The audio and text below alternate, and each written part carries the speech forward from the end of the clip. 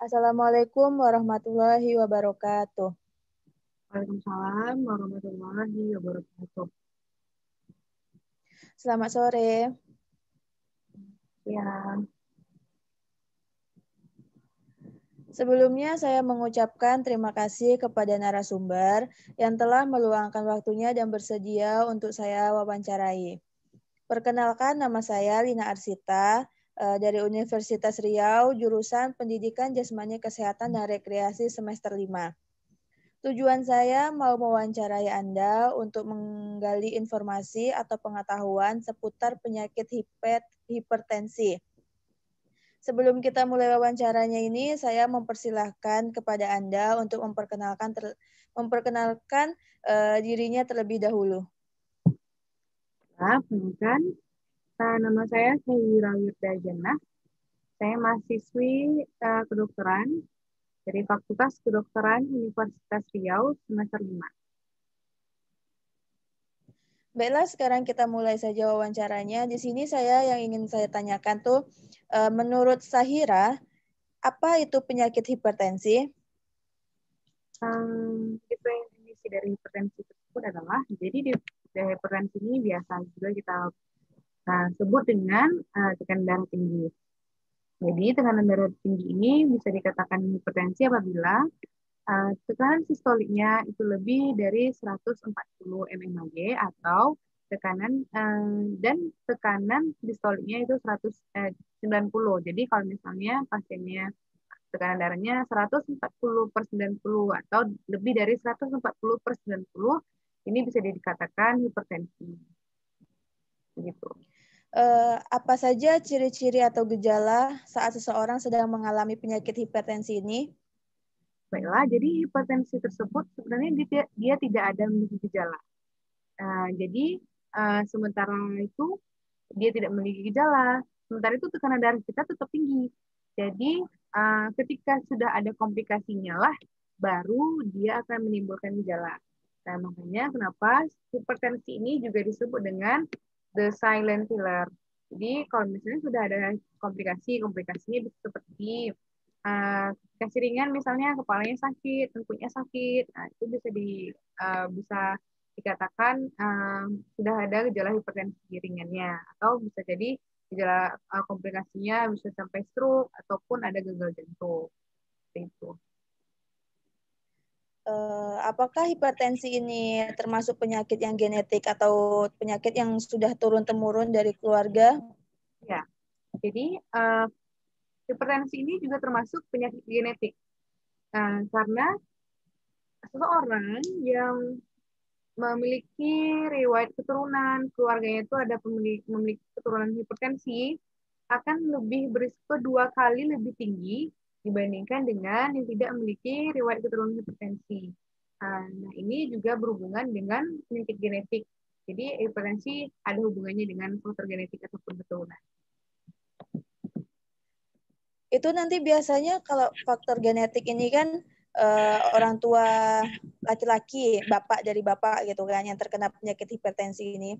Apakah nanti anaknya itu ke laki-laki atau ke perempuan yang identik terkena penyakit hipertensi ini? Sebenarnya dua-duanya bisa laki-laki ataupun perempuan untuk riwayat genetiknya. Tapi memang resiko lebih tingginya itu pada pria. Bukan lebih tinggi faktor resikonya pada pria daripada laki-laki. Faktor apa saja yang menyebabkan penyakit hipertensi ini? Nah, jadi faktor ini kita bagi dua terlebih dahulu, ada yang bisa diubah dan ada yang tidak bisa diubah. Nah, untuk faktor risiko yang tidak dapat diubah ini seperti tadi genetik ya, lalu ada jenis kelamin. Jenis kelamin ini lebih cenderung laki-laki mudah mengidap hipertensi dibandingkan perempuan, karena perempuan ini dia memiliki atau memproduksi hormon yang namanya hormon estrogen. Jadi hormon estrogen ini berfungsi untuk melindungi pembuluh darah, sedangkan laki-laki tidak ada, sehingga laki-laki lebih cenderung mengalami hipertensi daripada perempuan. Jadi laki-laki itu lebih banyak mengalami hipertensi daripada perempuan. Lalu juga usia. Usia pada usia di atas 45 tahun, faktor risiko untuk memiliki hipertensinya meningkat. Lalu itu untuk yang tidak bisa diubah ya, faktor risiko tidak bisa diubah. Tapi ada juga faktor risiko yang dapat diubah. Seperti contohnya pasiennya mungkin dia sudah mengidap hipertensi dan juga sebelumnya tidak mengidap hipertensi, tapi dia merokok pas aktif, dia minum alkohol, lalu makan makanannya tidak sehat, mengandung kolesterol yang tinggi, lemak yang tinggi, serat yang rendah, lalu dia tidak berolahraga ataupun bisa dikatakan sangat jarang sekali berolahraga, lalu juga ada dia mengalami obesitas ataupun juga stres yang berlebihan. Ini bisa menimbulkan faktor risiko, jadi pasiennya bisa mengalami hipertensi juga. Berarti yang menjadi target utama terserang penyakit hipertensi ini orang tua yang sudah berumur di atas 45. Iya, lebih dari 45 tahun. Tapi kalau misalnya ada yang di bawah dari umur 45, apa dia bisa juga terkena penyakit hipertensi? Bisa, tapi faktor risikonya lebih kecil. Mungkin pada seorang yang memang punya riwayat penyakit hipertensi dari keluarganya. Dengan lalu, misalnya contoh pasien laki-laki, lalu dia punya riwayat penyakit keluarga ataupun keturunan hipertensi. Nah, lalu dengan pola hidup yang tidak sehat, misalnya merokok, minum alkohol, lalu dia tidak ataupun jarang olahraga. Jadi ini bisa walaupun misalnya umurnya baru 30 tahun atau 35 tahun, dia bisa mengalami hipertensi. Kapan sih waktu yang tepat untuk kita memeriksakan tekanan darah? Untuk waktu yang tepat, spesifik mengukur tekanan darah itu tidak ada. Tapi jika pasien ataupun seseorang itu tidak memiliki, pertama, riwayat keluarga hipertensi. Yang kedua, faktor-faktor risiko yang dapat diubahnya itu tidak berat. Jadi pasiennya tidak obesitas, lalu makan makanan yang sehat, dia rajin olahraga. Ini bisa ataupun umurnya di bawah 45 tahun, ini disarankan minimal satu kali dalam 6 bulan. Tapi jika dia memiliki faktor risiko yang tinggi, maka disarankan secara berkala untuk mengukur tekanan darahnya. Jadi kita bisa memantau apakah tekanan darahnya tinggi atau rendah, atau bisa dikategorikan hipertensi atau tidak. Bagaimana penyakit hipertensi ini bisa menyerang tubuh manusia? Dia biasanya tuh menyerang saraf atau langsung ke jantung? Nah, sebenarnya hipertensi ini tidak menyerang saraf, jadi dia lebih menyerang pembuluh darah. Nah, pembuluh darah ini yang jadi hipertensi ini bisa menyerang dengan cara dengan cara patofisiologisnya meningkatkan cardiac output. Cardiac output itu adalah darah yang dipompakan jantung ke seluruh tubuh. Jadi dia akan memperberat kerja jantung. Jadi harusnya jantung itu tidak bekerja terlalu berat. Akhirnya jantung harus bekerja keras memompa darah untuk ke seluruh tubuh karena hipertensi tadi. Yang kedua, dia juga mengganggu hormon RAAS atau renin angiotensin aldosteron system. Jadi angiotensin ini sangat berpengaruh untuk mengatur tekanan darah kita. Jadi kalau misalnya ini terganggu bisa menyebabkan hipertensi. Gitu. Lalu apakah pengobatan atau terapi yang sebaiknya dilakukan untuk penderita hipertensi? Pengobatan yang bisa dilakukan, kita bisa memberikan obat antihipertensi. Ada beberapa golongan, contohnya golongan ACE inhibitor, beta blocker, alpha blocker, calcium channel blocker. Jadi ini juga harus dengan resep dokter. Jadi nggak bisa sembarangan juga kita beli ataupun konsumsi obat tersebut. Karena ada efek-efek samping yang nanti bahkan bisa menimbulkan komplikasi penyakit yang lain.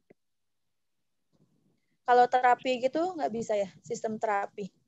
Kalau terapinya lebih ke pola hidup yang sehat. Kalau misalnya sampai dia mengalami hipertensi, berarti dia harus mengurangi faktor-faktor risikonya. Berarti dia kalau misalnya merokok, dikurangi rokoknya. Itu terapinya seperti itu kurang lebih. Faktor risiko yang bisa dapat diubahnya yang diturunkan. Lalu bagaimana pendeteksian tekanan darah itu? Pendeteksian tekanan darah ini bisa dilakukan secara dua cara, bisa dengan manual ataupun dengan cara otomatis. Kalau untuk cara manual biasanya dilakukan pada bagian kesehatan dengan menggunakan stetoskop dan tensimeter.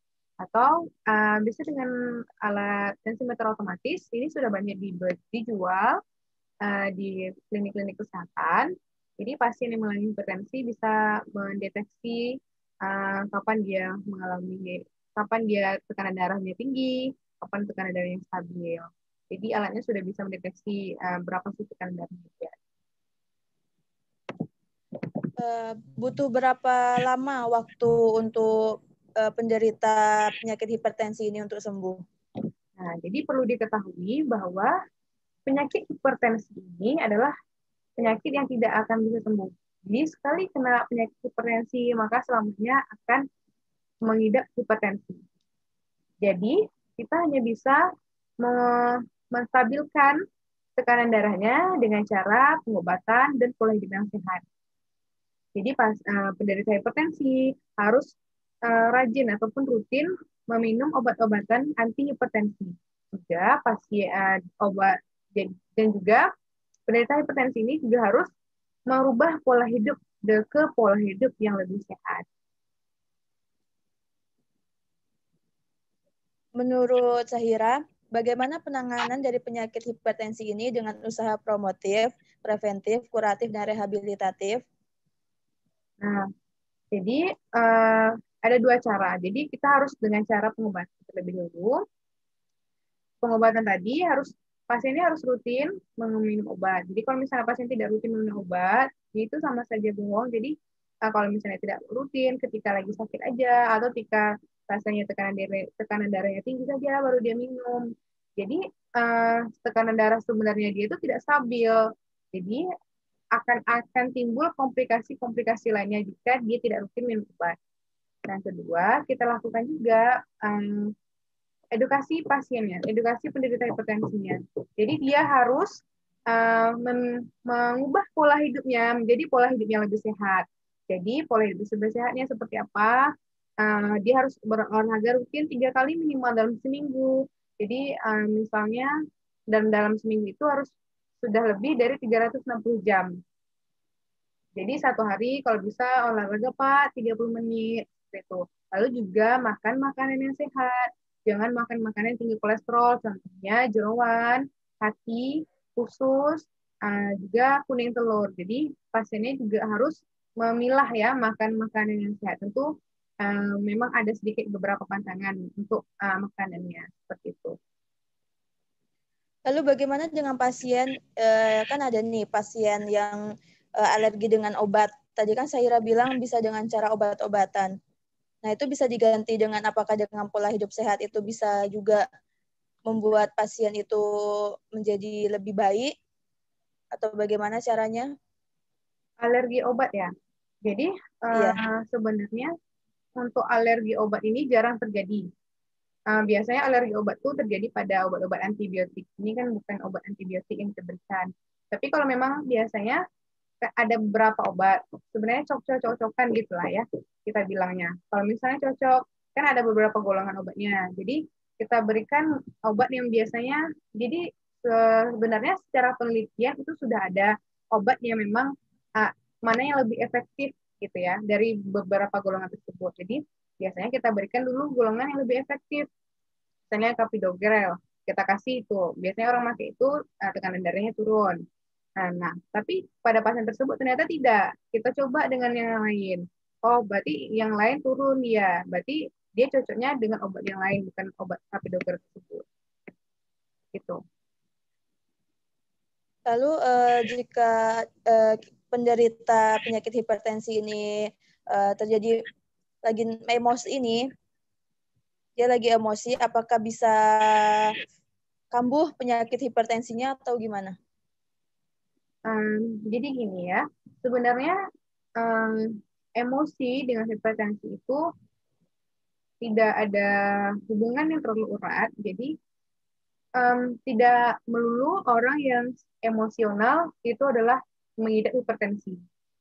Jadi malahan orang yang tidak menekan, ataupun berarti kan dia kalau emosional tuh berarti dia apa yang dia nggak suka dia omongin, nggak dia pendam ya. Berarti dia lebih jarang stres. Malah itu lebih bagus sebenarnya. Jadi pasien itu tidak stres. Tadi kan ada faktor risikonya tadi adalah stres. Biasanya orang-orang yang memendam masalahnya, dia lebih pendiam, dia akan cenderung stres karena semua masalahnya dia pendam. Nah, jadi tidak melulu orang yang emosional itu adalah orang yang memiliki penyakit hipertensi ya. Tapi mungkin ada kalanya itu berhubungan dengan denyut jantungnya yang selalu tinggi menyebabkan dia hipertensi. Kalau Jadi dari menurut Zahira, seperti itu. jadi menurut Zahira penyakit hipertensi ini berbahaya nggak sih? Gimana? Menurut Zahira penyakit hipertensi ini berbahaya nggak? Oh, sebenarnya berbahaya ya, karena dia memiliki komplikasi yang berat. Komplikasinya bisa sampai stroke dan juga bisa sampai gagal jantung. Dan ini juga berhubungan dengan ginjal, karena tadi ada hormon angiotensin dan aldosteron. Hormon aldosteron itu diproduksi di ginjal. Jadi ada 3 komplikasi yang berat, ada stroke, gagal jantung, dan gagal ginjal. Jadi dan ketiga penyakit ini bisa menyebabkan kematian. Berarti untuk kesimpulannya penyakit hipertensi ini adalah penyakit yang genetik atau turun-temurun. Lalu dia rentan menyerang pada umur di atas 45 dan lebih dominan ke laki-laki. Lalu dia bisa di penanganannya bisa dilakukan dengan cara obat-obatan, lalu dengan pola hidup sehat. Itu yang menurut tensimeter itu masuk kemana ya? Gimana? Menuju apa? Yang tadi itu tensimeter, terus alat manual itu masuk ke pendeteksian tekanan darah ya? Iya, ya. Dengan cara menggunakan tensimeter, stetoskop, kita bisa tahu tekanan darahnya berapa, atau bisa menekan dengan alat-alat otomatis juga boleh, tensimeter otomatis. Bella, saya sudah mendapatkan sedikit informasi yang semoga aja bermanfaat. Saya terima kasih kepada Zahira, saudari Zahira, yang telah meluangkan waktu dan sudah bersedia untuk menjadi narasumber yang saya wawancarai. Apakah ada kesan dan pesan dari saudari Zahira? Baiklah, mungkin pesan dan pesannya semoga sedikit ilmu yang saya berikan ini bermanfaat, dan mungkin ada beberapa yang kurang, mohon maaf karena saya masih belum pakarnya. Moga-moga saja ini sudah pas ya, dan kalau misalnya ada kurang boleh ditambahkan ataupun dikoreksi. Mungkin kalau ada kata-kata yang salah atau tidak benar, saya mohon maaf juga ya. Bella, sekali lagi terima kasih kepada saudari Zahira. Saya tutup. Wassalamualaikum warahmatullahi wabarakatuh. Waalaikumsalam.